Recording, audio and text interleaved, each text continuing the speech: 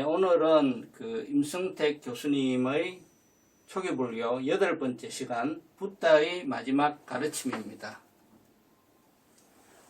지난번에 우리가 붓다의 최초의 가르침을 했죠. 초전법륜 했고, 오늘은 마지막 가르침인데, 이 마지막 가르침은 이제 세상을 떠나시기 전에 이 한정된 기간 동안에 그 한정된 말씀밖에 할 수가 없잖아요. 그러니까 가장 중요한 말씀을 하신 거죠. 그것이 붓다의 마지막 가르침이다. 그래서 오늘 우리가 이 내용을 한번 살펴보고 여러분이 또 제가 특별히 모르는 내용, 이때까지 뭐 안 들어본 내용은 없습니다. 그렇지만 그 중에서 이제 추려서 요약해서 붓다께서 말씀하신 거죠. 그래서 그 내용을 살펴보고 또 우리 그 한국 불교의 역대 조사들, 큰 스님들은 과연 마지막에 어떤 말씀을 하셨는가? 그게 이제 열반송이라 그럽니다. 또는 그 임종계라고도 합니다. 그 내용을 살펴보고 특히 그동안 참 말도 많고 탈도 많았던 우리 성철 스님의 열반송, 그 내용도 오늘 다시 한번 같이 살펴보도록 하겠습니다. 자, 본문 내용, 붓다의 마지막 가르침은 어떠했을까? 그는 스스로의 임종을 어떻게 받아들였고 또한 어떤 자세로 임하였을까? 붓다의 마지막 모습에서 어떤 교훈을 얻을 수 있으며 그가 없는 상황에서 어떻게 수행을 해야 할까? 자, 이런 이제 관점에서 우리가 보는 겁니다. 붓다의 최후는 많은 생각거리를 제공한다. 붓다의 죽음은 그가 가르친 무상의 진리처럼 육신의 덧없음을 여실히 보여주었다. 그래서 이 무상하다는 것을 실제로 드러낸 것이 이제 열반이죠. 우리가 이제 삼법인이라고 할 때 삼법인이 이제 무상과 고와 무아입니다. 그 삼법인 중에 열반과 가장 관계가 있는 것이 이 무상이겠죠. 무상이 확연하게 드러나는 것이 이제 열반이니까. 그래서 붓다의 그 유언 중에서도 이 무상에 관한 말씀이 이제 분명히 있죠. 또한 그것은 참된 가르침은 단절되지 않는다는 사실을 일깨우기도 한다. 그렇죠. 그래서 어떤 가르침이 그 가르침을 편 사람이 돌아가신 다음에 없어지는 경우도 많지만 이 붓다의 가르침처럼 2500년을 이렇게 이어져 내려오면서 더욱더 그 많은 사람들이 그 가르침을 배우고 수행하고 하는 것은 그 가르침이 단절되지 않는다는 사실이 바로 그 참된 가르침이라는 것을 스스로 증명하는 것이다. 우리가 이렇게 볼 수 있습니다. 그래서 붓다의 사후에 지금 2500년이 흘렀다. 보통 우리 이렇게 얘기를 하는데 올해가 불기로 2566년입니다. 그러니까 정확하게 말하면 2566년이 흐른 거죠. 그래서 서기에 544를 더하면 2022 플러스 544 하면은 2566이 되지 않습니까? 그게 이제 불기입니다. 그래서 불기는 부처님 태어나신 걸로부터 헤아리는 것이 아니라 부처님의 사후로부터 몇 년째인가 이렇게 이제 헤아리는 것이 불기입니다. 그냥 상식적으로 우리 불교 신자라면 알고 계시면 좋습니다. 그래서 지금까지 그의 가르침에 우리는 귀를 기울이고 있다. 그래서 붓다의 마지막 그 모습들은 대열반경에 자세히 기록이 되어 있습니다. 당연하겠죠. 그래서 이름이 대열반경이겠죠. 그래서 3개월에 걸친 붓다의 마지막 행적을 소상하게 전한다. 어디에? 대열반경에. 여기서 왜 3개월이라고 했느냐? 그러면 붓다가 입적하시기 3개월 전에 뭐가 있었다는 얘기죠? 3개월 전에 한거가 끝난 거죠. 그래서 한거 끝나고 3개월 뒤에 이제 부탁해서 열반을 하신 거거든요. 그래서 그 3개월이라고 하는 것이 한거 이후에 3개월이다. 그리고 마지막 한거를 하신 데가 어디죠? 바이샬리. 그죠? 바이샬리.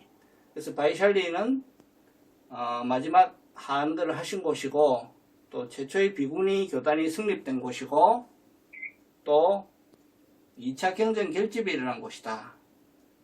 그리고 부처님께서 제세시에 두 번째로 많이 머무신 곳이다. 그게 바이샬리라고 지난번에 말씀을 드렸습니다. 그리고 제1로 많이 머무신 곳은 슈라바스티, 기원정사. 그렇죠? 이렇게 하면서 지난번에 배운 것도 같이 이렇게 복습을 하는 거예요. 벨루와 가마라는 곳에서 부탁께서는 위중한 병에 걸리셨다. 그래서 이제 마지막이 다가오고 있다는 것을 부탁께서 아신 거죠. 비구승가에게 알리지도 않고 반열반에 드는 것은 나에게 어울리지 않는다. 그래서 이제 열반이 임박했다는 것을 통지를 합니다. 그래서 제자들이 이제 모이게 됩니다. 마가섭은 늦게 도착했고요. 그 내용들은 뭐 좀 알고 계시죠. 그래서 이제 그동안 이제 열반에 드시기 전에 병에 걸리고 나서 열반에 드시기 전에 이제 마음 지킴과 알아차림을 통해서 그 기간을 견디셨다. 그 무렵부터 그는 아난에게 다음과 같이 말하곤 했다. 나는 안과 밖이 없이 가르침을 설했다. 즉 숨긴 것이 없다는 거죠. 그 열의 가르침에는 비밀스러운 것이 없다. 이 안과 밖이 없이 가르침을 설했다. 이 반대말은 뭡니까? 겉과 속이 다른 거죠. 근데 붓다는 그런 것이 없다 이거예요. 붓다는 투명하게 모든 것을 설했다. 이와 같이 붓다는 자신의 마지막을 덤덤하게 수용하면서 최후의 순간을 준비하였다. 자, 붓다는 자신과 승가의 관계에 대해 다음과 같이 말을 했다. 나에게는 비구 승가를 거느린다거나 혹은 비구 승가가 나의 지도를 받아야 한다 이런 생각이 없다. 디가니카야에 다 나와 있는 말입니다. 그리고 다음의 유명한 가르침을 덧붙였다.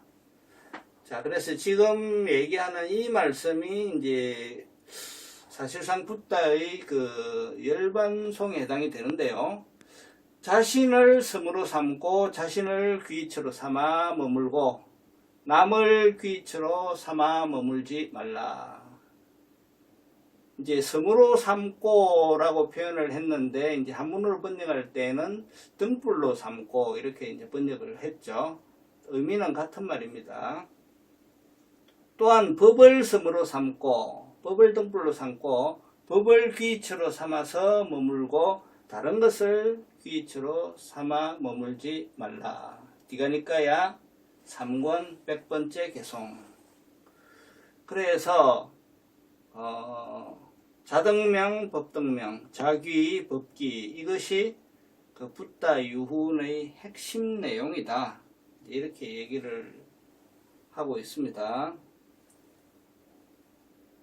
자신을 따르는 비구들이 자율적인 의지와 인격으로 수행해 나가기를 바랐으며 어떠한 고난도 행사하지 않았다. 자, 붓다는 일상의 삶과 관련하여 몸과 마음에 대해 지속적으로 깨어있을 것을 강조했다. 자, 중요한 게 지속적으로 깨어있을 것입니다. 지속적으로 깨어있을 것. 삿띠 하라는 얘기죠. 무익하고 허황된 욕망과 근심 따위에 끌려다니지 말고 현재의 순간순간을 분명한 알아차림과 마음 지킴으로 혹은 마음 챙김으로 살아가라. 이렇게 말했다. 바로 이것이 신수심법이죠. 몸, 느낌, 마음, 법. 이 네 가지에 대한 마음 지킴, 마음 챙김이다. 즉, 사념처 수행을 다시 또 강조하신 겁니다. 이 수행을 할 때 이 사념처 수행을 놓치지 말아라. 그래서 명상의 원리, 이 사념처 명상의 원리를 다시금 강조를 하셨다. 그래서 이 사념처는 오늘날 윗바사나로 널리 알려진 남방불교의 대표적인 수행법이다. 이거죠. 그래서 알아차림입니다. 뭐에 대한 알아차림이냐? 몸과 느낌과 마음과 법에 대한 알아차림, 신수, 신법에 대한 알아차림이 윗바사나이다. 그래서 이 윗바사나를 그 영어로 쓰면은요, be aware of the most prominent thing at this moment. 그쵸. 이 워딩은요, 그냥 외우고 계시면 좋아요. 지금 현재 가장 두드러진 대상에 대해서 끊임없는 알아차림. 이것을 놓치지 말아라는 거죠. 그래서 이 윗바사나와 함께 또 수행해야 될 것이 사마타입니다. 이제 윗바사나 수행은 법부님들 아시는 팔정도, 팔정도의 7번째 정념에 해당이 됩니다. 정념, 깨어있음, 알아차림, 그죠? 그리고 8번째가 정정이죠. 정정. 정정은 집중명상입니다. 그래서 이것은 이제 윗바사나에 대해서 상대적으로 사마타라고 합니다. 그래서 이 윗바사나와 사마타는 동시에 수행을 하는 것입니다. 어느 하나만 수행할 수는 없는 것입니다. 그래서 만약에 윗바사나만 수행한다면 8정도 중에서 8번째 수행을 안 하는 것이고, 또 사마디 수행만 한다면은 그거는 윗바사나를 정념을 또한 안 하는 거죠. 실질적으로 수행을 해보시면 아시겠지만 이 윗바사나는 수행뿐만 아니라 모든 우리의 삶에 있어서 유지되는 그 알아차림입니다. 그래서 이 윗바사나는 항상 바탕에 깔아놓는 거고요. 거기에서 사마타 수행을 할 때 사마타 수행이 참으로 잘 이루어지는 것이지, 이 윗바사나 훈련을 안 하고 사마타만 하면은 잘 안 돼요. 하다가 금방 딴 데 가는데 딴 데 간 걸 알아차리지를 못해요. 윗바사나 수행을 하시게 되면 사마타 수행을 하다가 집중이 흩어질 때 1초 만에 1초도 안 되어서 금방 알아차리는 거예요. 그래서 윗바사나와 사마타는 같이 수행을 해야 된다. 즉 정념 수행과 정정 수행은 동시에 해야 된다. 한문으로 표현하면은 지관 수행. 보조국사께서 이제 지관 수행 강조하셨죠. 지는 거칠지. 거친다는 것은 무엇을 거치는가? 번뇌를 거치는 것입니다. 그리고 번뇌를 거치고 집중하는 것이니까 사마타를 얘기하는 것이고, 관은 바라보는 수행이니까 윗바사나를 얘기하는 것입니다. 그래서 지관 수행은 병행해야 되고 정념과 정정 수행은 병행해야 된다. 그래서 이 윗바사나와 사마타에 관한 것은 이제 이 뒤에도 나옵니다. 뒤에도 쭉 나오기 때문에 나중에 다시 공부를 하도록 하겠습니다. 이 사념처 수행도 마찬가지입니다. 사념처 수행도 사념처의 하나하나를 뜯어가지고 상세히 나중에 나와요. 그러니까 중반부점에 나오니까 그때 가서 좀 더 공부를 하도록 하겠습니다. 자, 붓다는 누구든지 이 방법으로 수행해 나간다면 최고의 수행자가 될 수 있을 것이다 라고 하였다. 디가니까야에 역시 나오는 말씀입니다. 자, 우리는 현재를 살아간다. 요거는 이제 우리 임 교수님께서 이제 해설을 하신 건데요. 우리는 현재를 살아간다. 그러나 우리의 마음은 과거와 미래를 쉴 새 없이 넘나든다. 그렇죠. 그러한 와중에 부지불식간에 과거에 대한 회한이라든지 미래에 대한 중압감이라든지 이런 데 짓눌려 산다. 그게 이제 우리 인간이 현재 살아가는 모습이다 이거죠. 사실 인간이 느끼는 대부분의 어떤 괴로움이라는 것은 현재의 순간에 있는 것이 아니라 부풀려진 허상에 불과한 것이다. 그래서 실제로 직면하면 일 볼 일 없는 일들의 지레 겁을 먹고 허둥대는 양상이다. 우리 일상생활에 이런 일들이 상당히 비일비재합니다. 자, 따라서 명확한 알아차림과 마음 지킴으로 현재에 머물 필요가 있다. 늘 깨어있으라. 현재에 깨어있으라. 늘 깨어있는 마음으로 자기 자신과 사물의 본래 모습에 충실해야 한다. 바로 이것이 붓다의 유훈으로 전해지는 사념처 윗바사나의 실제 내용이다. 오직 현재 이 순간 현재에 생생하게 깨어있음. 그렇게 이제 되어 있죠. 제가 이 59, 64, 65라고 이제 써놓은 거는 뭐냐면요. 59번째에서 64번째까지 임 교수님의 챕터에 이 사념처 수행에 대해서 상세히 나와 있더라 이거죠. 그 다음에 65번째 강의 시간에는 이 윗바사나와 사마타에 대한 집중적인 내용이 나와 있다. 그렇게 그 뒤에서 상세히 더 다루게 된다 라는 것을 이제 제가 말씀을 드립니다. 자, 이후에 붓다는 춘다의 공양을 받죠. 대장장이 춘다의 마지막 공양을 받고 어디에서 열반에 드시느냐? 산라나무, 수리나무라고 번역을 하던데요. 산라나무 숲속에 가서 그 산라나무 두 그루가 이렇게 서 있는 그 나무 사이에서 이제 열반에 드시는데, 그래서 사리나무 두 그루라고 해서 이제 한문으로는 사리상수라고 합니다. 사리상수. 사리상수 아래에서 열반에 드셨다. 임종의 순간에도 모습을 흐트리시지 않으셨고, 그리고 내가 가고 난 후에는 내가 그대들에게 가르친 그리고 천명한 법과 율에 따라서 법과 율이 그대들의 스승이 될 것이다. 이렇게 말씀을 하셨고, 그래서 법과 율이 나의 공백을 메울 것이다. 이렇게 이제 말씀을 하셨다는 거죠. 또한 내가 가고 난 뒤에 후회하지 말고 혹시라도 아직 의문이 남아있다면 나에게 물으라. 이렇게 3번을 말씀을 하셨어요.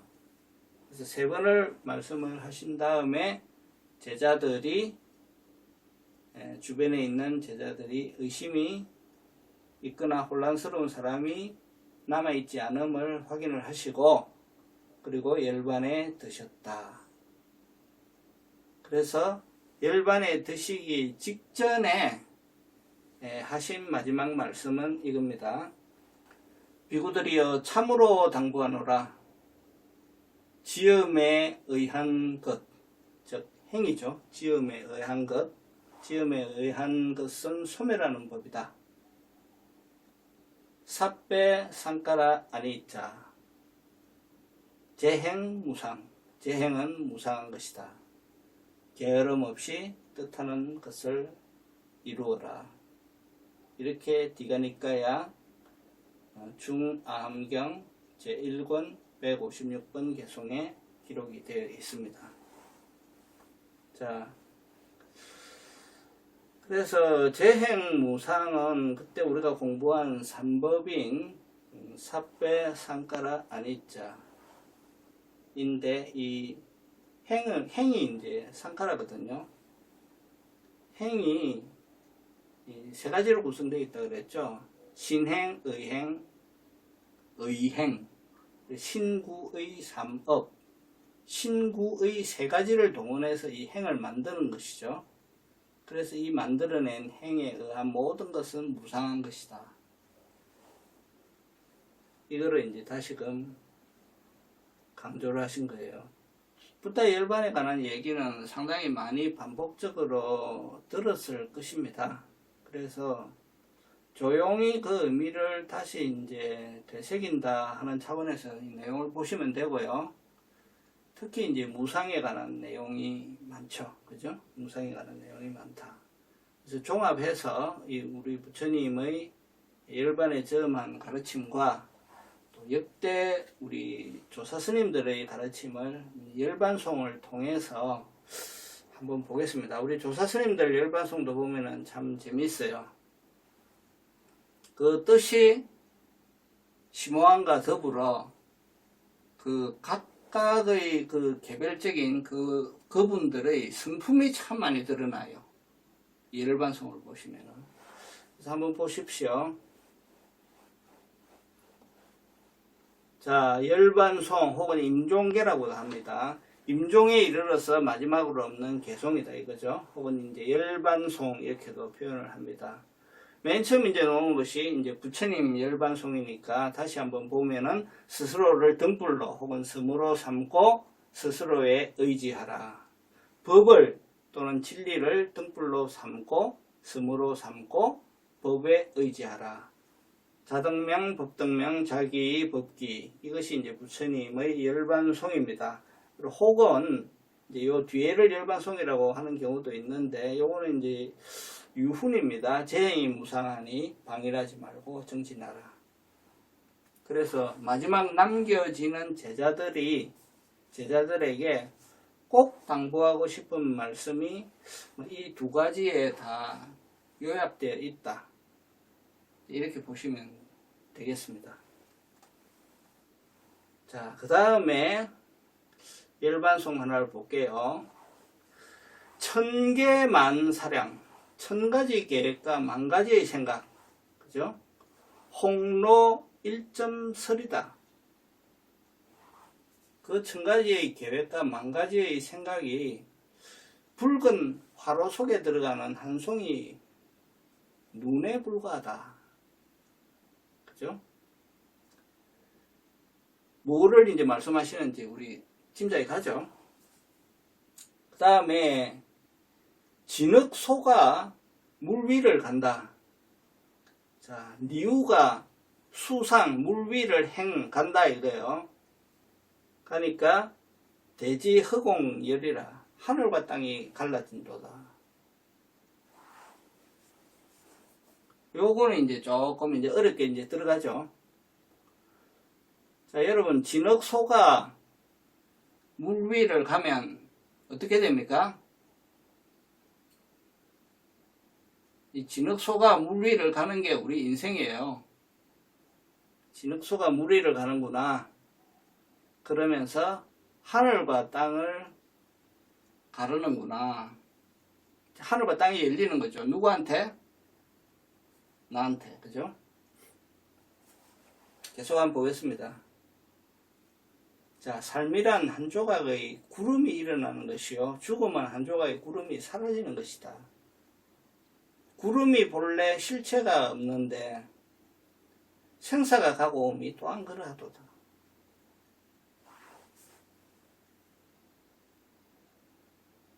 이거 누가 지었을까요? 자, 이제 그 혹시 뮤트 있으면 뮤트 풀고 자유롭게 토론합시다. 경호 스님인가요? 아닙니다. 그 전에 계셨던 분입니다. 누구? 서산대사입니다. 서산대사. 예, 서산대사께서 남기신 열반송입니다. 이것도 참 좋죠? 이런 거 한번 딱 읽어보면 참 무상하구나. 원래 실체가 없는 것인데, 그죠? 생사의 가고옴이 그러하구나. 하늘 구름 딱 흘러가는 걸 보면서 이제 깨닫는 거예요. 이게 이제 서산대사의 열반송입니다. 그 다음에 또 하나 볼까요? 자, 시물이 고원하니 광탄이 만상이요. 광경이 구망하니 붓이 하물고. 번역하면 이렇습니다. 마음딸 외로이 둥그러니 빛이 만상을 삼키도다. 빛과 경계를 모두 잊으니 다시 이것이 무슨 물건인고. 이 열반송을 읽고 아주 단복을 하신 분들이 많습니다. 굉장한 그 열반송을 쓰셨는데요. 이 경허스님의 열반송입니다. 자, 마음딸이 외로이 둥글어서 만상을 삼키고 그 다음에 빛과 경계를 모두 잊었다 이거죠.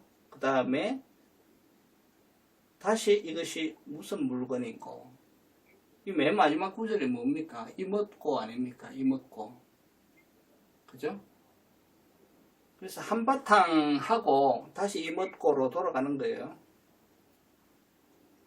이제 그 열반송은 시간 나실 때마다 한번 두고 한번 참고를 한번 해보세요. 라인 바이 라인 바이 라인으로. 그리고 왜 경허스님이 맨 마지막에 붓이 하물고 하고 끝냈는지도 잘 한번 생각해 보세요. 이거 이제 화두입니다. 화두.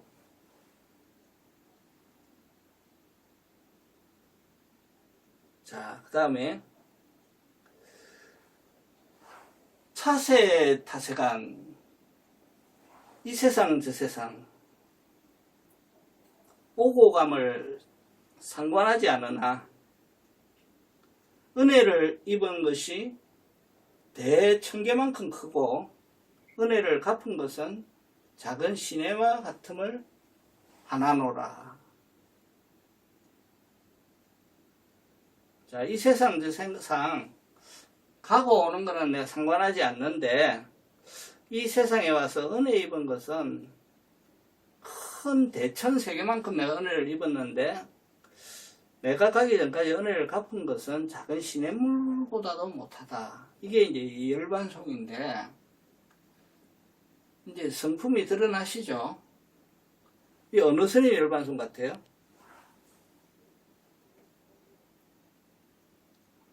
청화스님입니다. 청화스님. 이 청화스님 성품이 이제 원래 이러신 거예요. 저는 이제 청화스님이 그 금강선원에 계실 때, 이제 지금 금강선원 말고 옮기기 전에 금강선원에 계실 때 부부들 몇 명하고 같이 가서 친견을 한 적이 있는데, 그때 이제 스님 묵은기도 중이셔가지고 이렇게 만나는 뵀는데 말씀은 안 하시고 이제 우리 얘기 듣기만 하시죠. 듣기만 하시고 차를 손수 일일이 다 차를 끓여가지고 한 잔씩 다 주시고 하는 말씀 들으시고 눈으로만 빙그레 웃으면서 이제 보시는데 그 몇십 년이 지났는데도 그 자애로운 눈길이 잊혀지질 않아요. 100마디 말씀하시는 것보다 이렇게 보시던 그 자애로운 눈길. 그래서 이 열반송에도 그 스님의 겸손하신 마음이 그대로 들어있다. 읽는 순간 이제 이렇게 딱 와닿아요. 요게 이제 청화스님의 열반송입니다. 그래서 스님들 열반송 보시면 재밌어요. 자, 그 다음에 걱정하지 마라, 걱정하지 마라. 만고광명하니 청산은 유순이라. 만고의 밝음이 가득하니 산은 푸르고 물은 흘러간다. 이거 어느 스님 열반송인지 우리 법부님들 아실만 할 텐데요. 예, 숭산스님. 예, 숭산스님 열반송. 평소에 하시던 말씀이죠. 평소에 하시던 말씀, 뭐 특별히 내가 달리 또 말할 게 있느냐 이거요. 내 평소에 하던 말 네, 한 번 더 해주마 하고 딱 이 말씀 하신 거예요. 요 이제 우리 숭산 스님 열반송.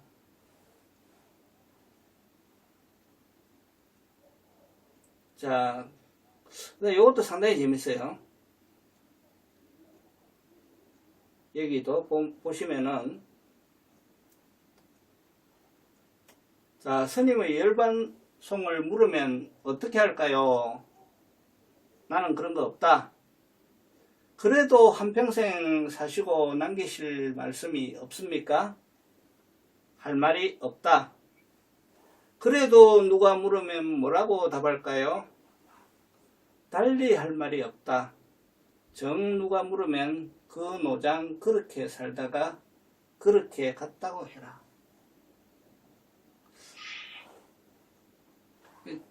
대단하신 열반송이죠. 이 스님 누구일 것 같아요? LA도 오셔서 한번 보신 적이 있을 거예요. 삼스님입니다. 삼스님. 삼스님은 너희들 이때까지 다 봤는데 뭔 소리 또 듣겠다고 나한테 열반송 하라고 하니 이제 이렇게 말씀하신 거예요. 이 스님 성품이에요. 그 다음에 또 한번 볼까요? 내가 금생에 저지른 허물은 생사를 넘어 참여할 것이다. 내 것이라고 하는 것이 남아있다면 모두 맑고 향기로운 사회를 구현하는데 다 사용을 해라. 이제 시간과 공간을 버려야겠다. 자, 이건 누구 열반송 같아요? 이거 말씀하시는 거 보면 대충 짐작이 안 갑니까? 법정스님. 그죠? 법정스님다운 이제 열반송 쓰신 거예요. 평소에 이제 사회에 관심이 많으셨고, 맑은 향기, 아름다운 향기 나는 사회를 항상 염원을 하셨기 때문에 열반송에도 그런 기본을 이제 담아 놓으셨고, 또 평소에 갖고 계시던 그 무소유의 철학이 있죠. 같이 다 드러나는 거죠. 그러면서 조용히 시간과 공간을 이제 닫겠다 이렇게 이제 말씀하신 거죠. 역시 법정스님다운 이제 열반송입니다. 그 다음에 이제 이 부분도 상당히 이제 유명하죠. 1982년 7월 17일이었다. 임종이 가까워 옴을 느낀 시자 명정스님이 여쭈었다. 스님 가시고 나면 스님의 모습을 어떻게 배우리까? 어떻게 뵙겠습니까? 잠시 침묵이 흐른 뒤 스님은 좌우를 돌아보고 입을 열었다. 야반 삼경에 대문 빗장을 만져보라. 그리고 오후 4시 25분 열반의 세계로 드셨다. 그죠? 여러분 아시는 경봉스님. 그 경봉스님의 이 말씀은 참 유명하죠. 스님 가신 뒤 어디서 배우리까? 야반 삼경에 대문 빗장을 만져보거라. 예. 마지막에도 참 기가 막힌 이제 법문을 하시고 가신 거죠. 이 경봉 큰 스님 유훈입니다. 자, 그 다음은 이제 그 말 많고 달 많은 우리 성철 스님 열반송 한번 봅시다. 이 성철 스님 열반송은 그 당시에도 이 한국 사회에 엄청난 파장을 가져왔고 지금까지도 이렇다 저렇다 얘기들이 좀 있습니다. 그만큼 좀 세간의 충격을 던졌다 이렇게 볼 수가 있는데요. 자, 생평기광남녀군. 한평생을 속이고 미치게 했다. 누구를? 남녀의 무리를. 한평생을 남녀의 무리를 속이고 미치게 했다. 미천죄업과 숨이라. 그 하늘을 넘치는 그 죄가 수미산보다도 더 크다 이거죠. 그래서 활함압이 한만단이라. 산채로 아비에 떨어지니 그 한이 만갈래나 되는구나. 일륜토홍쾌백산이라. 수레바퀴 하나가 붉음을 토하면서 푸른 산 위에 걸려 있도다.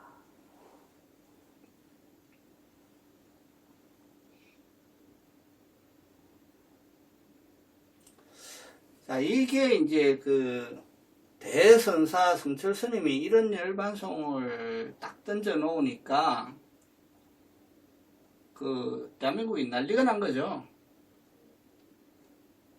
그래서 그 다른 스님과 달리 역시 성철 스님이에요. 왜냐? 돌아가실 때도 우리 편안하게 안 놔두잖아요. 왕창 흔들어 놓고 가시잖아요. 근데 이게 그 격외 화두입니다. 격외 화두라는 것은 그 격을 깨버리는 화두거든요. 예를 들어서 대표적인 격외 화두가 부처가 무엇입니까? 할 때 운문스님이 마른 똥막대기니라 라고 하신 거죠. 그래서 어떻게 그 신성한 부처님을 마른 똥막대기에 비유할 수가 있어요? 그런데 그 대선사께서 부처는 마른 똥막대기니라 라고 한 거죠. 그러면 이게 도대체 무슨 소린가 이리 되잖아요. 그게 화두거든요. 그러니까 전 국민을 5천만 국민을 화두에 몰아넣고 가신 거예요. 그러니까 이제 대단하신 거죠. 자, 그래서 이 이제 열반송이 나오니까 그 불교를 믿지 않는 이제 다른 종교의 이제 좀 공격적인 사람들이 불교를 공격할 때 이처럼 좋은 재료가 없잖아요. 이걸 가지고 수시로 이제 공격을 합니다. 공격을 하는 거고, 그러다 보니까 불교 신자들이 대답을 해야 되잖아요. 그러니까 자기 스님한테 가서 묻죠. 스님, 자꾸 이렇게 물어오는데 도대체 뭐라고 대답해야 됩니까? 그 말 듣는 스님도 참 대답하기가 곤란한 거예요. 뭐라고 이거 도대체 대답해야 되지? 그래서 스님들도 아주 그때 힘들었대요. 힘들었는데 어느 스님이 제일 많이 시달렸을까요? 그 법정 스님이 성철 스님하고 교분이 좀 있거든요. 그리고 인터뷰도 하고 이렇게 했어요. 그리고 당대의 대시인 아닙니까? 그러니까 사람들이 법정 스님한테 얼마나 많이 물었겠어요. 그리고 이제 이 열반송이 논란이 되니까 나중에 한학자들까지 끼어들어가지고 몇 구절이 뭐가 순서가 바뀌었느니 글자가 뭐가 더 들어가야 된다느니 난리가 난 거예요. 그래서 이제 법정 스님이 하도 골치가 아프니까 이 교통 정리를 딱 했어요. 두 마디로. 첫째 뭐냐, 깨달으신 어른이 쓰신 것을 글자를 가지고 따져가지고 평하려고 하지 말아라. 그게 잘못된 것이다. 그 다음에 스님께서 아마 다음 생에는 지옥 중생을 구제하시는데 뜻이 있나 보다, 이렇게 이제 말씀하셨어요. 그래서 이제 대충 교통 정리가 좀 된 거죠. 그 뒤로. 자, 그러면 이제 우리는 오늘 이 시점에서 이 열반송을 보면서 우리가 이제 공부한 바가 있지 않습니까? 우리 공부한 바를 바탕으로 재해석을 한번 해보죠. 어떻게 이제 우리는 해석을 할 것이냐. 자, 우리 법부님들께 제가 한 가지 물어보겠습니다. 자, 어떤 스님이 또는 어떤 법사님이 지금 법상에 딱 올라와서 대중에 대해서 한마디를 합니다. 뭐라고 하냐면 생사열반이 상공하라. 생사와 열반이 둘이 아니로소이다. 이렇게 한 말씀 하십니다. 자, 이분이 지금 참말을 하고 있습니까? 거짓말을 하고 있습니까? 어떻게 생각하세요? 자, 뭐 맞아도 좋고 틀려도 좋아요. 다 대답을 한번 해보세요. 지금 참말을 하신 거예요? 거짓말을 하신 거예요?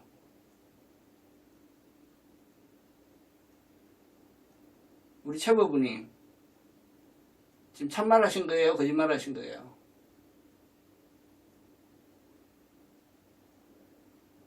뭐 했다고 해도 막 틀렸고 아니라고 해도 틀렸을 것 같아요.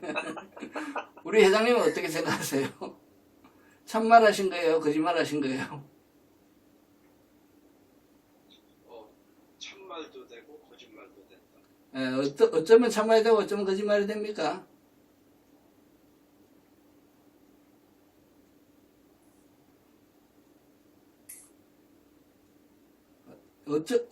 어떨 때 참말이 어떨 때 거짓말입니까?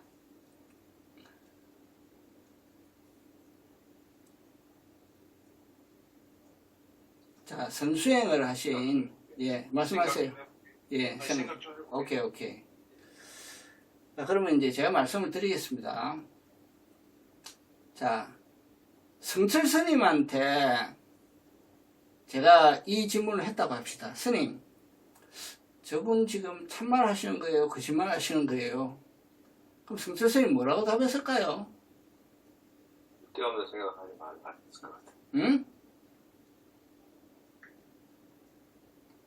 제가 생각하기에는 성철 스님이 이렇게 저한테 말씀을 하셨을 것 같아요. 저희가 깨닫고 말하면은 참말을 하는 것이고, 저희가 깨닫지 못한 채로 외워서 저렇게 말하면 저놈이 마구니니라. 그죠? 우리 지금 공부하는 달마 혈맹론에 많이 나옵니다. 우리 많이 봤습니다. 자, 그래서 선사들 보시기에는요, 똑같은 말이라도 아는 자리에서 하면은 법문이고요, 모르는 사람이 글자를 배워가지고 떠들면은 그거는 거짓말을 하는 거예요. 선사들 보시기에는. 근데 성철 스님 보시기에 참말을 하는 사람이 많을까요? 거짓말을 하는 사람이 많을까요? 거짓말을 하는 사람이 부지기수죠. 그런데 그렇게 거짓말을 할 때 그것을 강하게 표현하면 마구니가 서라는 것이다 이렇게 하거든요. 왜 그렇게까지 표현을 하느냐 하면 비유컨대 맹인이 맹인을 몰고 다니면서 단체로 낭떠러지에 떨어뜨리는 일을 하는 거예요. 그래서 생사의 문제를 해결하는 것이 지금 부처님의 가르침인데, 생사의 문제를 해결하기는 그냥 생사의 중생을 묶어놓는 일이다. 그 죄는 이루 말할 수가 없다. 오역죄에 해당이 됩니다. 그 불교의 오역죄는요, 아버지 죽인 죄, 어머니 죽인 죄, 부처님 몸에 피나게 만드는 죄, 또는 아라한을 비방하고 아라한을 해코지하고 아라한을 죽인 죄, 그 다음에 성단의 화합을 깨트려서 성단을 분열시킨 죄, 그 다음에 경전을 불사르고 탑사를 파괴한 죄. 그러니까 지금 말하는 이 부처님 법을 거짓말을 하는 죄는 이 오역죄 중에 세 가지 죄를 직접 간접으로 다 범하는 거예요. 그래서 우리가 생각하는 상상 이상으로 그 벌은 굉장히 가혹하다는 겁니다. 그래서 하늘을 넘치는 죄업이라는 거예요. 하늘을 넘치는 죄업이 수미산보다 크고 산채로 무간지옥에 떨어져서 그 한이 천갈래 만갈래나 된다는 거예요. 그러니까 역으로 말하면 뭐냐, 이거는 협박하거나 그런 내용이 아니라 이 말은 결국은 죽기를 각오하고 공부하라는 거예요. 죽기를 각오하고 공부해서 말빛을 지지 말라는 거예요. 그래서 부처님 이훈하고 다를 바가 없잖아요. 방일하지 말고 열심히 노력하라라는 말씀을 더욱더 강하게 엄중하게 표현을 하신 거예요. 이게 이제 제 해석입니다. 제 보기에는 그런 뜻이 있다. 자, 그러면 우리가 이제 이 성철 스님의 선시를 다 봤는데, 부부님들 보시기에 성철 스님 어디에 계실 것 같아요, 지금?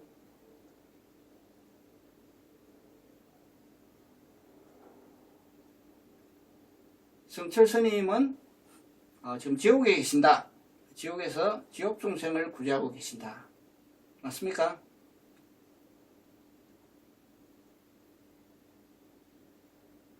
맞을 수도 있죠. 맞을 수도 있는데, 제가 보기에는 성철 스님 어디 계시냐면요, 이 써놨잖아요. 둥근 한 수레바퀴가 불금을 내뿜으며 푸른 산에 걸려있는 그 자리에 가 계시죠. 그죠? 자, 그러면 이 자리가 어떤 자리냐? 참고해야죠. 참고해서 깨달아야죠. 그래서 이렇게 이런 그 의미를 한번 되새기면, 그 성철 스님 생전의 그 호랑이, 가야산 호랑이 성철, 그 기상이 여지없이 드러나지 않습니까? 제자들한테 혹독하게 수행하라는 것을 강조 또 강조하시는 거예요.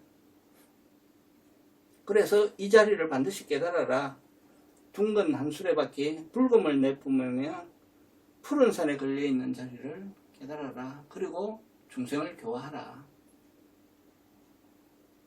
자,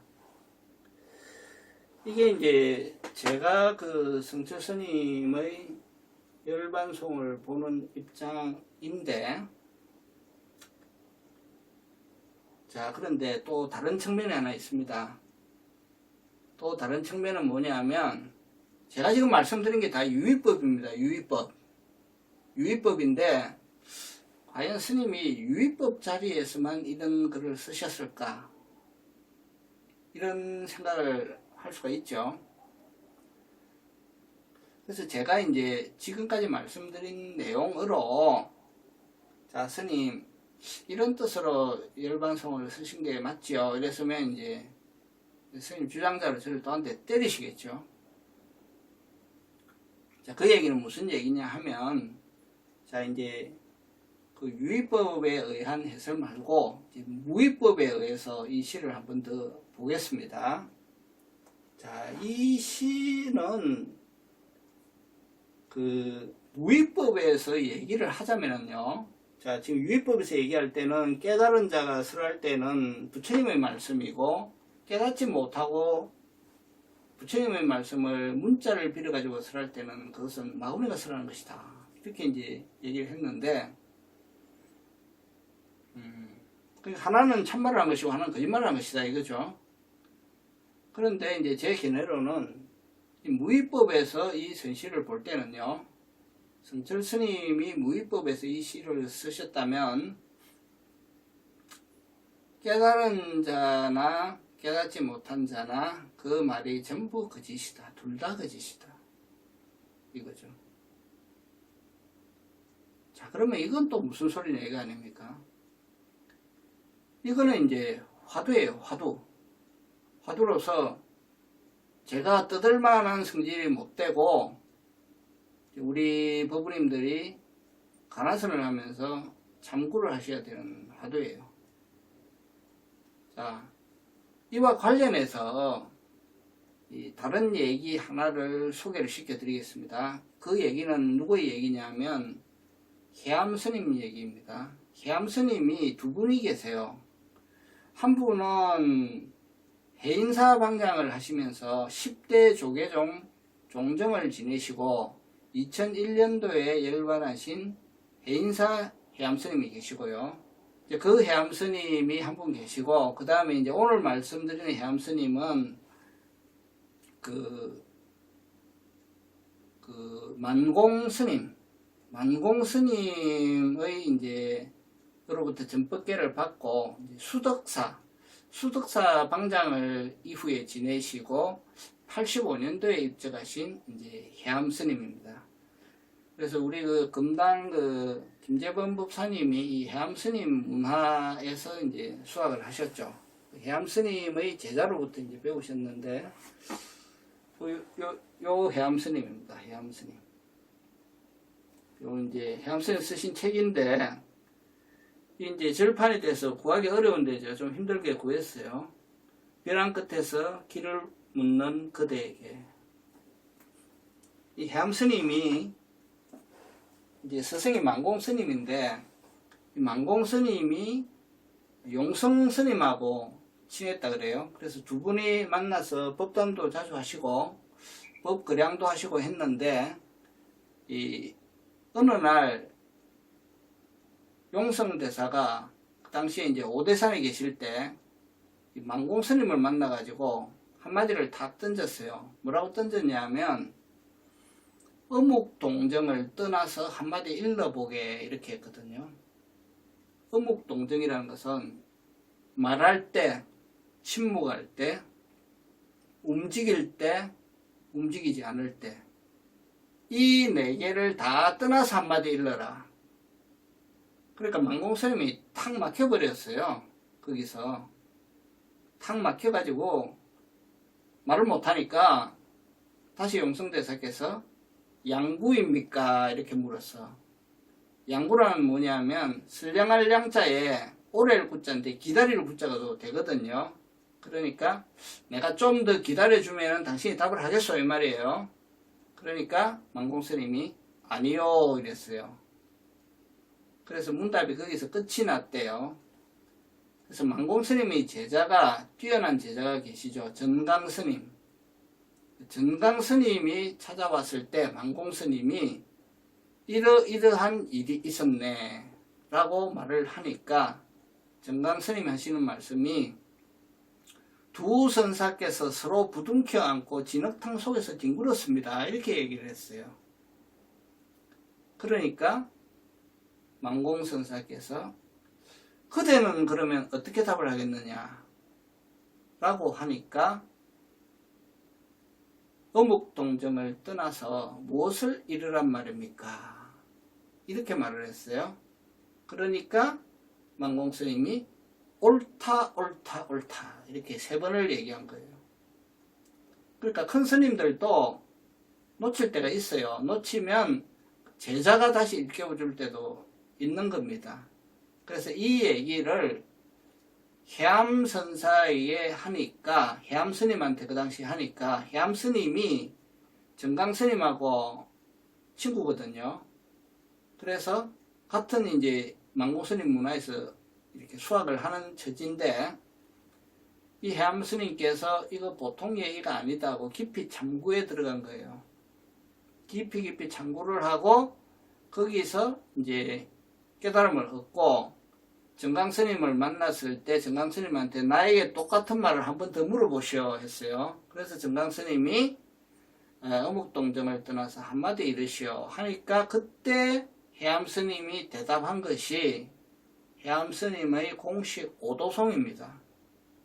그 이제 오도송이 이제 이렇게 되어 있어요.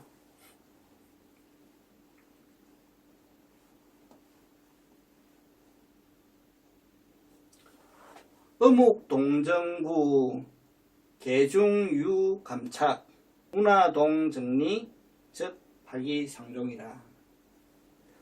어묵동정이라는 한마디 한마디 글귀를 누가 감히 손을 대겠는가.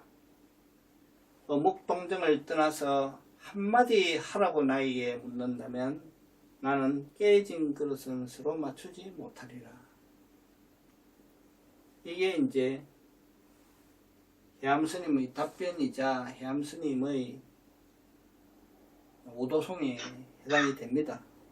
그래서 제가 이 얘기를 드리는 뜻은 이 화두도 참고를 하시면은 그 성철 스님의 열반송을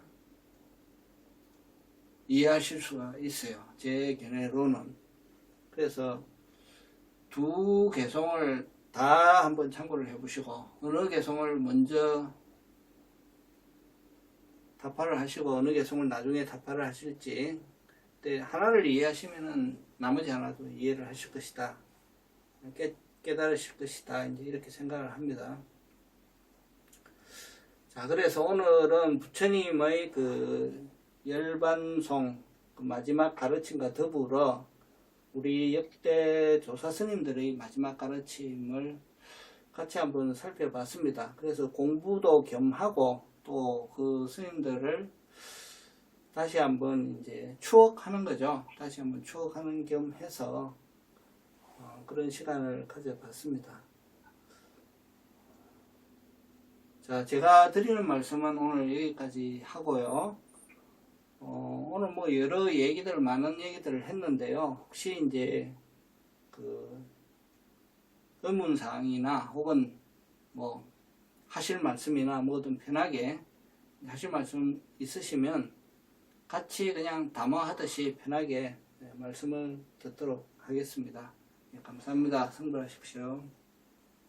저는요, 네, 그 성철 스님 모습하고 그 열반송하고 매치가 되는 것 같아요. 네, 이렇게 단어법적으로. 네, 그래서 오히려 머리를 한 대 친 것 같은 그런 기분이 들거든요. 네, 그래서 그분 모습하고 오히려 더 매치가 된다, 그렇게 생각이 들어요. 그렇죠. 성철 스님다운 열반송이죠. 그죠? 예. 예, 정말 성철 스님다운 열반송이고, 이 교계 화두와 관련해서 그 성철 스님 발언이 또 있어요. 그 성철 스님이 절 마당을 지나가는데 기자가 쫓아오거든요. 기자가 쫓아와서 스님 한 말씀만 좀 해주고 가십시오 이러거든요. 딱 잡으면서 스님이 뭐라고 답하시냐면 내 말에 속지 말어. 나 평생 거짓말만 하고 다니는 사람이야. 이렇게 말씀하세요. 그게 이제 성철 스님이거든요. 그래서 그 말을 비추어 보면 이제 그게 이제 평소에 성철 스님의 그 발언인데 그러니까 이제 이런 열방송을 쓰시는 거예요. 자, 그걸 다 이제 종합해서 잘 한번 참고해 보시기 바랍니다. 한 가지만 공지사항 드리겠습니다. 내일 모레 목요일 날 저 불자님이 이제 미국으로 다시 오셔가지고 우리 금강 불자를 위해서 그 줌 강의를 해주시기로 했거든요. 그래서 네. 그 주제를 뭘로 했으면 좋겠는가. 그래서 저는 이제 4년처 수행법을 시작하자고 했는데 불자님이 그 8정도 수행을 저희가 요번에 한국 가서 했는데 그 효과가 참 좋았다고 네. 그걸 하시겠다고 그래서 그러면 불자님 원하시는 방향으로 우리는 따라가겠습니다 해서 그 강의 형식이 그 8정도에 관해서 조금 교학 이론 설명을 하시고 그 다음에 명상 실습에 들어간 다음에 질의 응답을 하시겠다고 합니다. 그래서 그 시간을 캔사스 시간하고 맞춰야 되고 또 미시건 시간하고도 미시건 시간도 고려해야 하고 그래서 7시에 하기로 했습니다.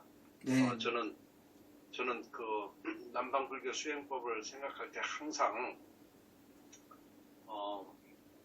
틱낙한 스님이 중생들의 그 마음의 병을 치유하는 데는 남방불교 위파사나 수행법이 효과가 좋은 거다.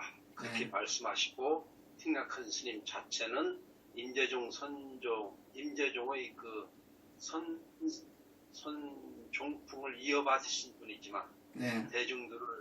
대중들을 치유하기 위해서는 위파사나 명상법을 가르쳤다는 것에 대해서 제가 항상 마음에 두고 두고 있습니다. 왜냐하면 대부분 근기가 약한 우리는 그 위파사나 수행으로 그 마음을 치유받아야 된다. 그렇게 생각하기 때문에 그런 말에 제가 유념을 하고 있고, 그래서 그 불자님의 그 수행 그 지도가 결국 위파사나 수행 지도를 근거로 한 거기 때문에 어떠한 우리 가나상과 비교해서 어떠한 차이가 있는 건지 우리가 느껴보면서 실제로 그 참 실용적인 명상수행법을 배울 수 있는 기회가 아닌가 그런 생각이 듭니다. 그래서 불자님 그 명상 8정도 수행에도 그렇게 많은 참여를 해주시기를 제가 부탁드립니다. 그러면 시간이 자꾸 너무 지나서 이상으로 지금 줌 강의를 마칠까 합니다. 예, 감사합니다. 예, 감사합니다. 잘 들어가십시오. 네. 예.